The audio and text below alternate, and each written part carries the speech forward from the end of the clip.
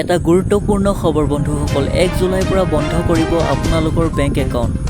কিন্তু কোনকেইটা বেংকৰ একাউণ্ট বন্ধ কৰা হ'ব সম্পূৰ্ণ জানিবৰ বাবে ভিডিঅ'টো শেষলৈকে চাই থাকিব। নহ'লে বিপদত পৰিব পাৰে আপুনিও।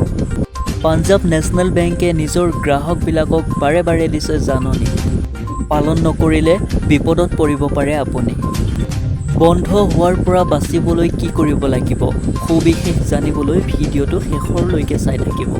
ভিডিঅ'টো চাই যদি ভাল পাইছে এটা ছাবস্ক্ৰাইব লগতে লাইক কৰি আমাৰ ভিডিঅ'টো শ্বেয়াৰ কৰি দিব। 3 বছৰ ধৰি বেলেঞ্চ মেইনটেইন নকৰা একাউণ্টবোৰ এতিয়া পাঞ্জাৱ নেশ্যনেল বেংকে বন্ধ কৰি দিব। যদিহে আপোনাৰ বেংক একাউণ্টত KYC লাগি আছে তেনেহ'লে 1 জুলাই আগতেই আপোনাৰ একাউণ্টবোৰ KYC আপডেট কৰক। নহ'লে সন্মুখীন হ'ব পাৰে আপুনি ভয়ানক বিপদত। যদিহে আপোনাৰ বেংকৰ একাউণ্টত KYC লাগি আছে তেনেহ'লে 1 জুলাই আগতেই আপোনাৰ একাউণ্টৰ KYCখন আপডেট কৰি লওক।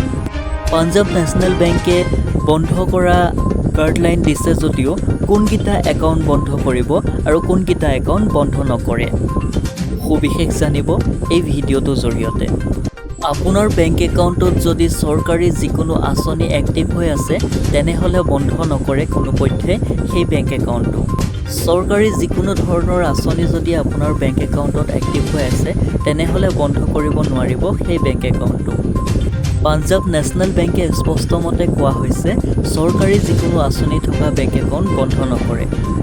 যদিহে আপোনাৰ বেংক একাউণ্টত তেনেধৰণৰ কোনো আঁচনি নাই তেতিয়াহ'লে আপুনি অতি শীঘ্ৰেই আপোনাৰ একাউণ্টটো চেক কৰক যাতে KYC লাগি আছে নেকি। যদিহে আপোনাৰ একাউণ্টত KYC লাগি আছে তেনেহ'লে 1 জুলাই 2024ৰ আগে আপুনি আপোনাৰ একাউণ্টৰ KYCখন আপডেট কৰি লওক।